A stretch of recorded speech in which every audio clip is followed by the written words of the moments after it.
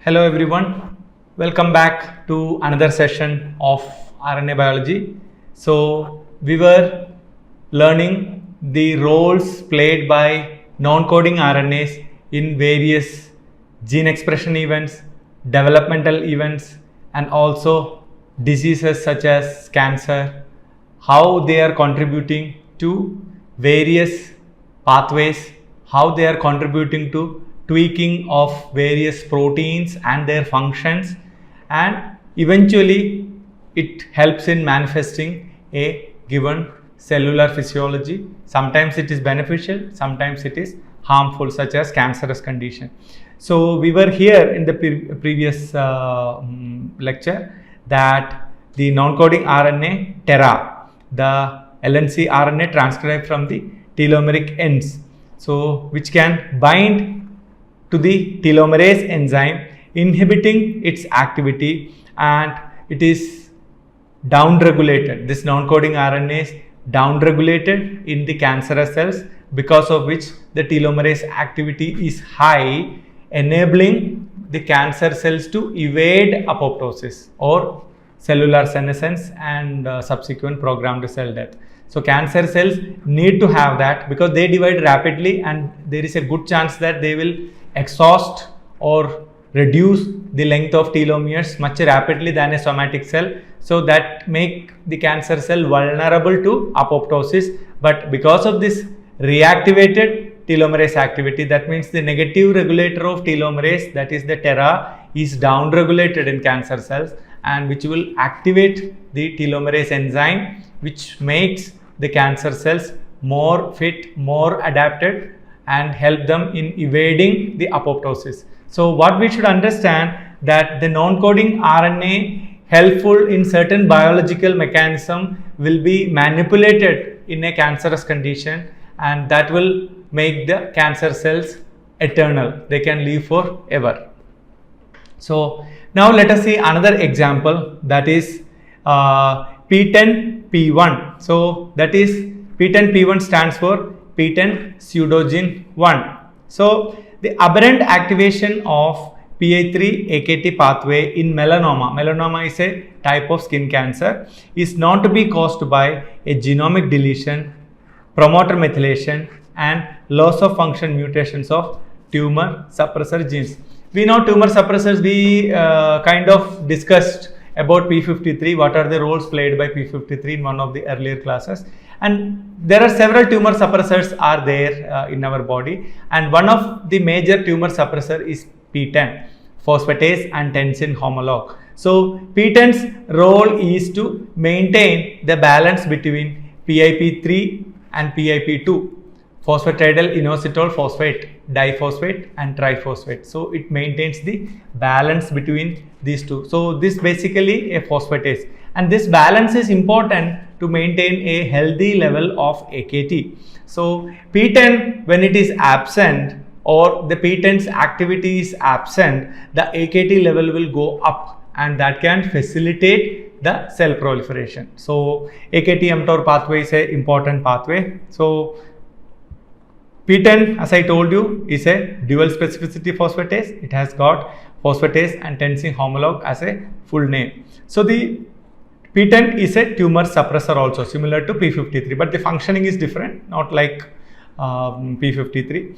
So the levels of P10 tumor suppressor protein is also regulated the post-transcriptionally, at the post-transcriptional level, by a complex microRNA network involving the long non-coding RNA P10P1. Its name is P10 pseudogene 1.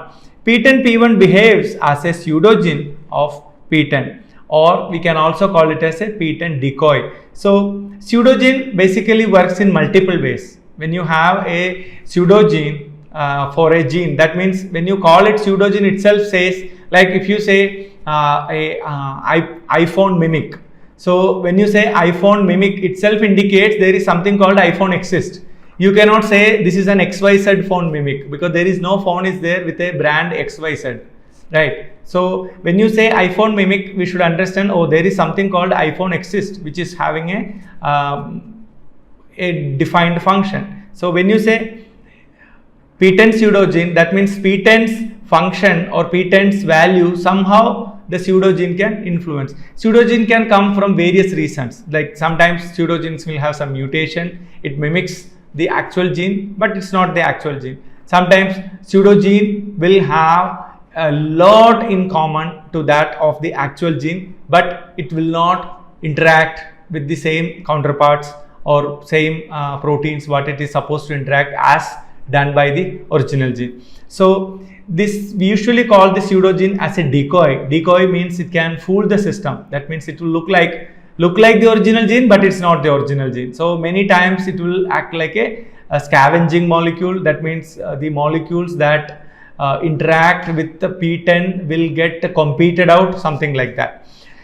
So this is the PTEN P1 does a competitive binding of the miRNA that is capable of down regulating the PTEN expression.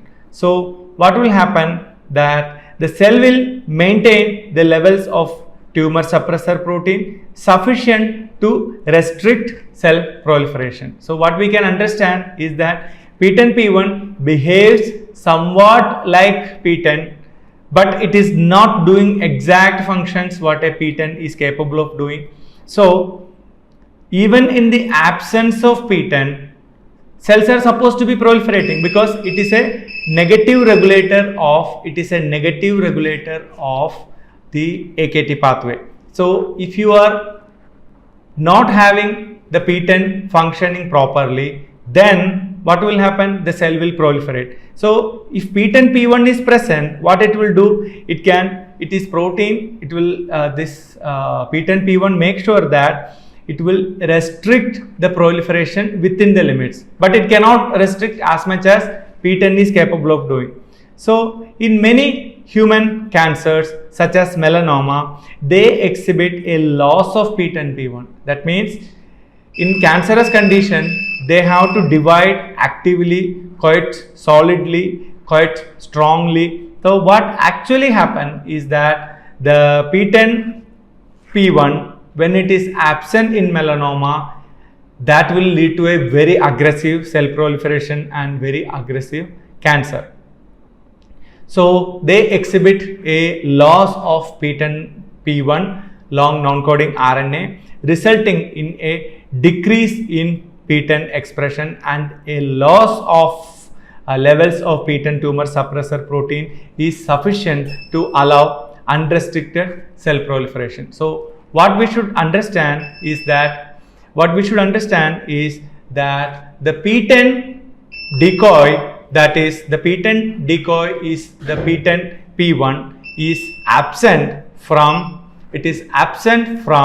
the melanoma cells, that can lead to the much prolonged decrease in the PTEN levels itself, because PTEN P1 is acting as a decoy and the PTEN P1 expression is missing, and this eventually leads to decreased levels of PTEN, because what we should understand is their expression, the PTEN P1 and PTEN expressions are kind of monitored and they are linked. So levels of one can influence the level of the other. So in melanoma, what we say, loss of PTEN P1 long non-coding RNA results in a decrease in actual PTEN expression and a loss of levels of PTEN, because which is a tumor suppressor.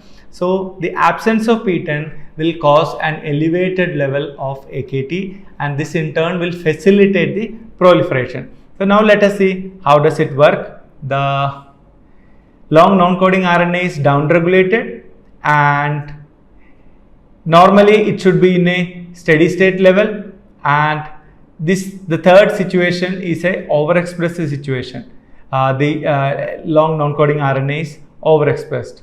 So when you see the RNA levels, when they are changing based on the cancerous condition, the mRNA target gene also will get affected for the PTEN, which is the tumor suppressor. So the decoy and the actual gene will have a strong interrelationship, which will be affected very badly in the case of melanoma cells, but it is influencing the PTEN levels through the P10 P1. So another example we can see about the long non-coding RNA leading to the cancer is MALAT1. What is the full name of this non-coding RNA? Metastasis associated lung adenocarcinoma transcript 1. And this gene have got another name, that is NEAT2, that is non-coding nuclear enriched abundant transcript 2. So the overexpression linked to an increase in cell proliferation. When MALAT1 is overexpressed, it can cause a increase in cell proliferation in colorectal and lung cancer. So MALAT1 localizes to nuclear speckles and acts post-transcriptionally by regulating levels of phosphorylated serine, arginine, and it's in short form it is written as SR proteins, splicing factors. So SR splicing factors are affected in the overexpressed condition of MALAT, and in cancerous condition it is MALAT1 is overexpressed.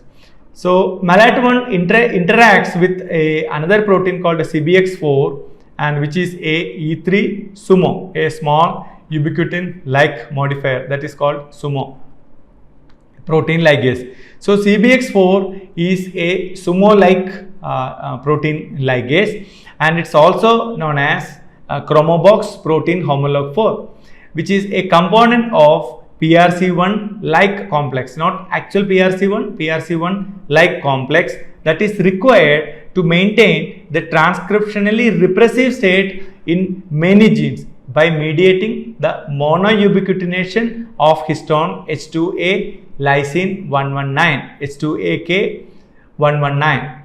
So MALAT1 regulates the subnuclear shuttling of CBX between the polycomb bodies and interchromatin granules. So MALAT acts as a mediator of the CBX. So this can lead to a aberrant cell proliferation control, especially seen in cancer cells. So another non-coding RNA that comes into picture is MASC RNA, that is MALAT1 associated small cytoplasmic RNA. So it is proposed that the MALAT1 also encode a transfer RNA like structure generated by RNase-P action, which is a ribozyme. Although how this SNC RNA functions is not fully understood yet, it is proposed probably that MASC RNA may act as a sponge for proteins, preventing them from reaching their structural destination. The structural means the interaction natural destination points, and where it is supposed to be actually present within a cell, or it can also act maybe simply via alerting the cells that the MALAT1 is available. That means it can act as a mimic in the nucleus for their nuclear duties. So many times the non-coding RNAs will act as a decoy for an mRNA. Sometimes this related non-coding RNAs can influence or act like a sponge for their related RNA structure. So this will cause an imbalance. That means it can fool the system. Absence, just like if you see something, there is English, there is a saying also, right, that all the glitters are not gold. So what indicates the glitters immediately give you a connection to that of gold. That is why if you see many times the glitters will be, you won't see usually glitters in some odd color. Usually they will be golden or silver color. Usually you will not, people don't use glitters in all possible colors, because the golden color glitters will have a fascination in humans' mind. It connects into gold. So we should understand non-coding RNA also will fool the system, saying that an absent RNA will be reported as present, but actually it is not present. So the system will shut off the actual RNA which is in need, but it is been fooled. Like people say in some like in some places, like some city walls, I don't know which city, like if the city is not having a proper beautiful structures, etc., so they will paint the walls with nice beautiful building structures. So the existing wall will appear like buildings, so that you will have a rich feeling. Some shops also you see, like clothes shop or even jewelry shops, they will put mirrors. So through the mirrors, when you are reflecting and seeing too many objects, then you will feel the shop is much bigger and much vast. So many a times this mimicking RNA also will do the same impact, the same effect to the system. Actually, it is a mimic. It can also sequester some of the proteins where the actual RNA is supposed to be pairing, but the levels of this mimic RNA make sure that the actual RNA level is also kept in check. So such kind of mechanism do exist. So the another non-coding RNA is Xist, which we have studied properly. That is helpful in the X chromosome inactivation, and it is initiated by X chromosome inactivation specific transcript, and it occurs only once during the embryonic development and at around 4.5 to 5.5 days of embryonic development. And this time the X chromosome is maintained as X inactive during the future cell divisions.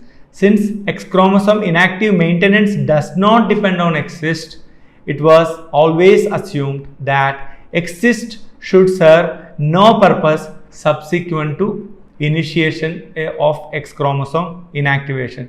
However, what we know that the Xist is continuously expressed for the entire life of the female. This suggests that Xist serves as additional functions apart from what we know.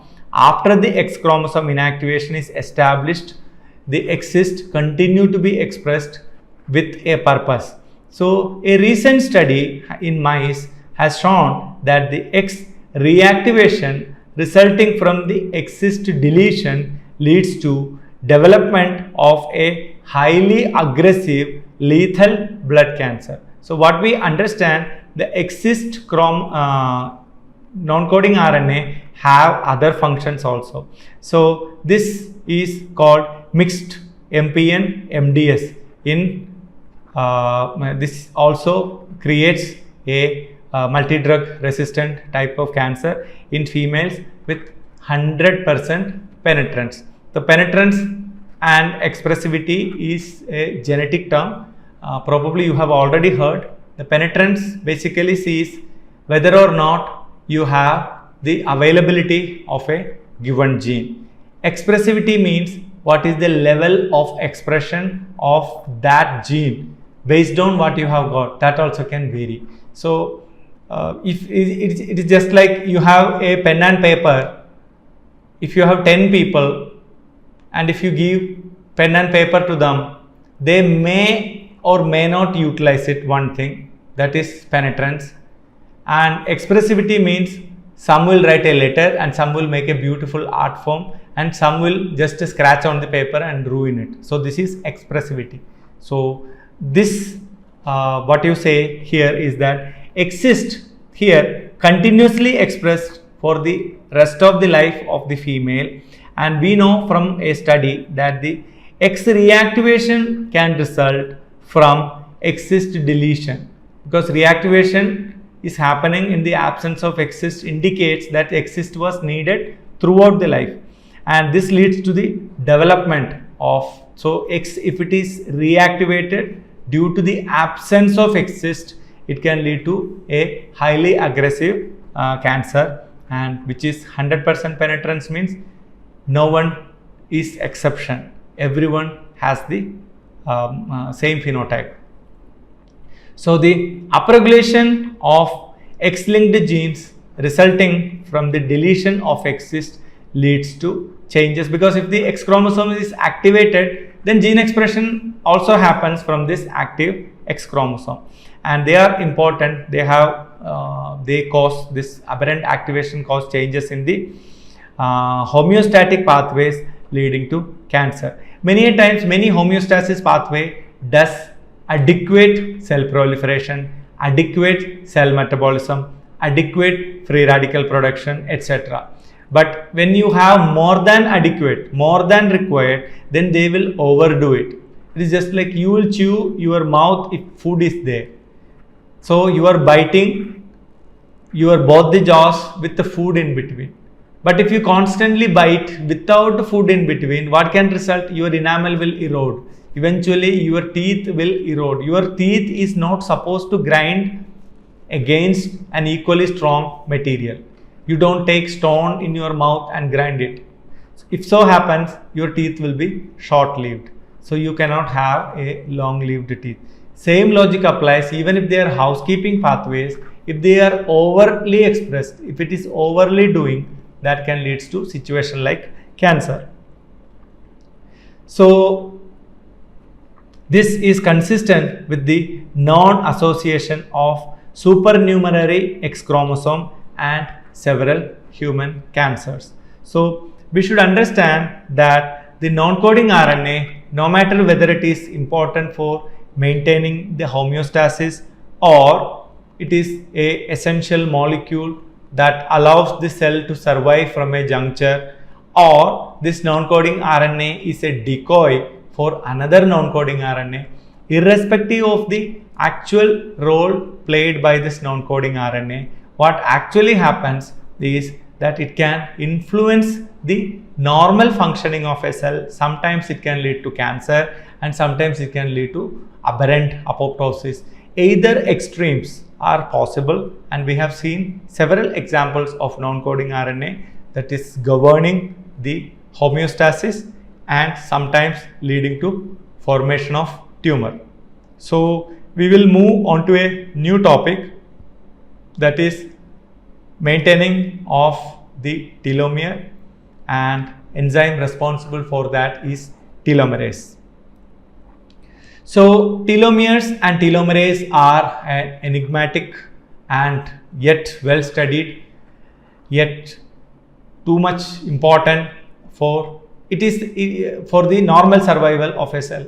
So we can say it is something like needed but not needed. So what we should understand, the telomere is an essential feature, but its shortening also is an essential feature. So although shortening is, it's just like, human, if someone says humans or any species death is essential, you may wonder, oh, what this person is saying. But actually you can imagine if each and every organism on this planet do not die, there is no scope for variety, no scope for new species, all the nutrients and minerals, everything will get trapped in some organism. So plants also has to die, animals also has to die, even bacteria also has to die.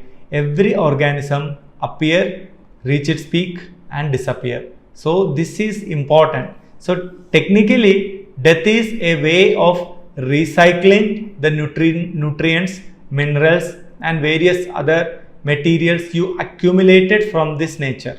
So that has to be released back. So that is possible only through death. So telomere and telomerase also something like that. So telomere maintenance is done by telomerase, and telomerase is an important molecule, but if telomerase is present everywhere, it becomes unimportant molecule or useless molecule, or you can even say it is a harmful molecule, because cells also have to die at some time point, and that death is with a purpose for new cells to form. It's just like wildfire. If someone asks, is it wildfire important? And everybody will say, no, wildfire should not be there. But in nature point of view, wildfire, it may appear cruel, but once a wildfire is done, there is scope for lot of new plants to grow. It will make the ash is lot of rich in nutrition. Same with a volcano eruption. Volcano eruption kills lots of living organism, but the nutrients it brings in makes the volcanic soil is rich in nutrient and the plants can grow nicely. So telomere and telomerase has to be seen not just like a scientific way, it also has to be seen in a philosophical way. So as the background, we have to ask, what is telomere and why do we have them, and how do they get there, and what do they do, why do you care about them? And you can see a lot about this telomeres in this Nature Structural and Molecular Biology article by Gao et al. So it's a quite interesting molecule. What is telomeres? Telomeres first described in 1975 by Elizabeth Blackburn at Salk Institute for Biological Studies, who recently in around 2009 earned Nobel Prize for her discovery because it is so important. So they are repetitive DNA sequences that ends all chromosomes of every eukaryotes who have got a linear DNA structure. Our chromosomes, each chromosome is a single linear DNA structure. It has got two ends. So they contain thousands of repeats of 6 nucleotide sequence T2AG3, TTAGGG. It is 11 kb at birth to 4 kb in old age. 11,000 bases are there at the time of your birth, and as you grow old it becomes around 4 kb in length. In humans there are 46 chromosomes and 92 telomeres, 46 into 2, one at each end. So the telomeres protect the chromosome from the replication related loss of vital genetic information. We will learn more about telomeres in the next class. Thank you.